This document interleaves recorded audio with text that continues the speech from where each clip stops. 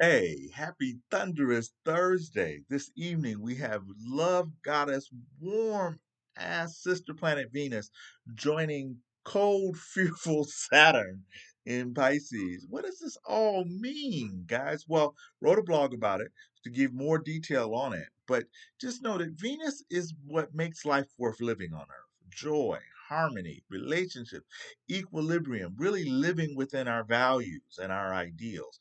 Values is Taurus, and ideals are Libra, and the ideal playground with our raw material. And Saturn is our cosmic teacher. You can count on Saturn to bring us our most intense lessons. How do you individuate within the group? So black person, there's certain experiences that this Detroit Negro, sweet melanated black Negro from Detroit, but there's a group identity that I've had to individuate within, right? So anytime you do the collective, that's Saturn, whether that's gender, whether that's race, whether that's sexuality, whether that's orientation, whether that's the rather than. But when you look to the collective we and the reputation that comes from that's Saturn. And then Venus is what do I value within that? And then Pisces is just like this mystical intermittent wipers that go from ego to soul, from individual egotista, selfishness to collectiveness. But it's that back and forth that Venus and Saturn are talking about today. So the four elements are, fire, earth, air, and water, but with the sense of smell coming through directly through the nose, we shame others through that. And that comes a lot of times through the air signs, Gemini, Libra, and Aquarius. They're here to teach us how to be reasonable, but how many times do we look at the unhoused or even personally, you know, get caught up in what we might feel a repelling smell instead of understanding, well, maybe the person has other challenges going on. So, what do you think when that occurs? Right. So the fire signs tend to move into sight. When Sag is key phrase is I see. So Sag and Leo is I will, and then Aries is I am that I am. But fire tends to have this ajna sixth sense coming from the third eye, perceiving the possibilities. So when they say you look good, they're often talking about your energy, your aura, or your andas, as they say in Espanol, that ability to see how you're energetically working. Now, before we go any, before I go any farther, whatever, just know that hearing represents that bridge between the invisible world of inner truth and hearing your intuition. Yeah, it's that simple vis-a-vis the outer world. So hearing is kind of the bridge to transition between all of it, right? So we can see or smell or taste or touch and immediately go into, egocentric judgmental stuff, which is what Pisces is here to dissolve. And as Saturn goes into Aries 30 days from now on May 24th, imagine that we're on a 30-day challenge of how do we dissolve those mistaken and often decadent beliefs that are based on immature or lack of personal reflection. Because Pisces, Pisces, let's just understand. First of all, we're all 12 signs. And so Pisces is just at that last intricate point of control the whole fucking ocean, all right? All you can do is surrender to the beauty of the ocean. You can surrender to your dreams. You surrender to sleep. Yeah, all of these things are under the Pisces energy. And so since March of 2023, Saturn, who's pragmatic, who's like, thou shalt not, he's like a fucking Ten Commandment motherfucker. But the Saturn energy in Pisces is that slow dissolving of those beliefs that started inter-uterine, started in other dimensions, if you want to go that far. But we can just go back to the auditory, there's the hearing sense again, back through the mother's womb, through the ancestral channel of her experiences with your experiences. For the last 2 years, Saturn has said, hey, how have you been aware or lack of aware of that? And so coming up with beautiful Venus alignment Love is stronger than fear, or as my girl Sade says, who's a Saturn root Capricorn, love is stronger than pride. And if you have wounded pride, then you have pride in the first place. And Saturn says pride is based on a sense of discipline and accomplishment.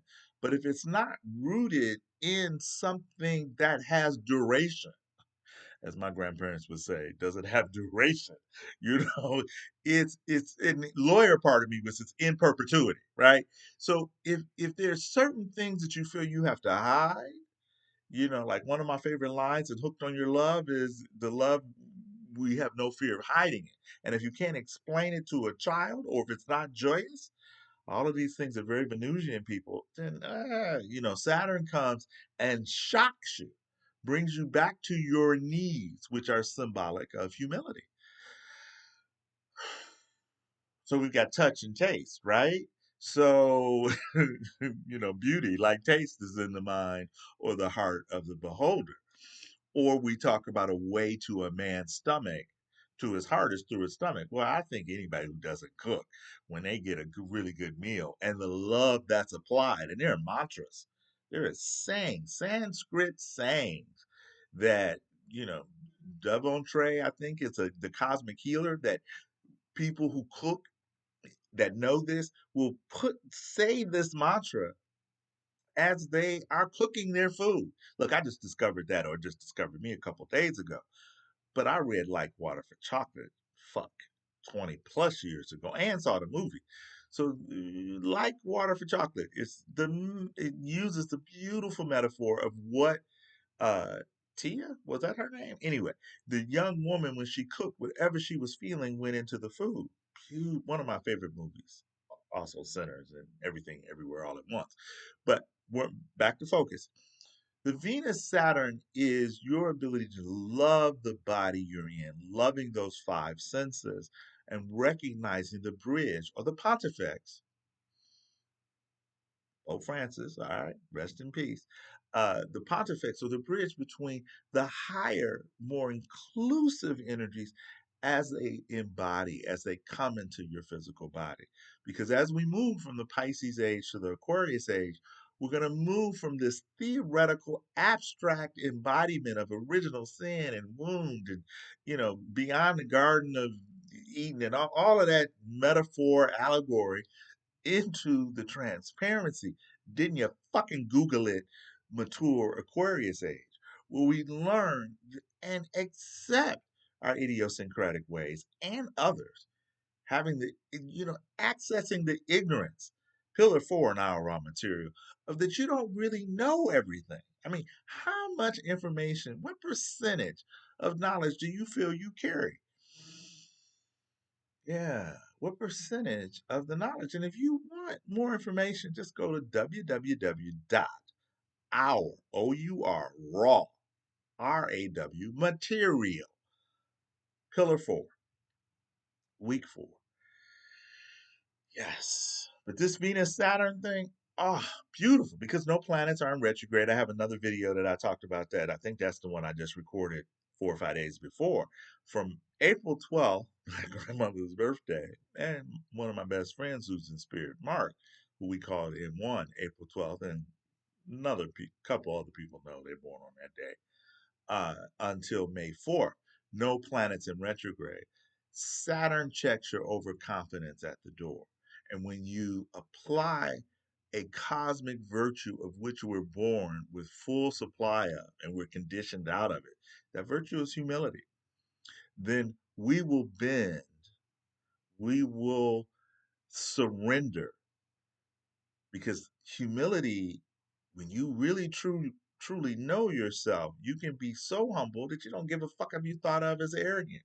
And humiliation, yes, humiliation is enforced humility from the outside. So when mothers are using power, they are disunified or disconnected from the roots, the interconnected roots of all of us. So someone says, I'm a control freak, or I have power, you know right then, you can feel within yourself that they're coming from ego. I'm going to leave you with that. And if you want to know your personal passion point, your Venus star, or your cycle of loving Venus, when you look at things from love, where is fearful Saturn in relationship to that? And if we look at things from fear, where is Venus to dissolve that? Because if you're not using astrology and these symbols as creating more self-awareness or awareing, as we call it in our raw material, in order to have a better or more holistic relationship with yourself, in order to have one with your people around you, you might as well be as the Christ said that if you don't speak the good news, then the rocks will speak up. Yeah, I know the Bible comes in its own way, right? But the point is that truth is truth. And guess what? This is the lawyer part of me. The truth doesn't need a defense.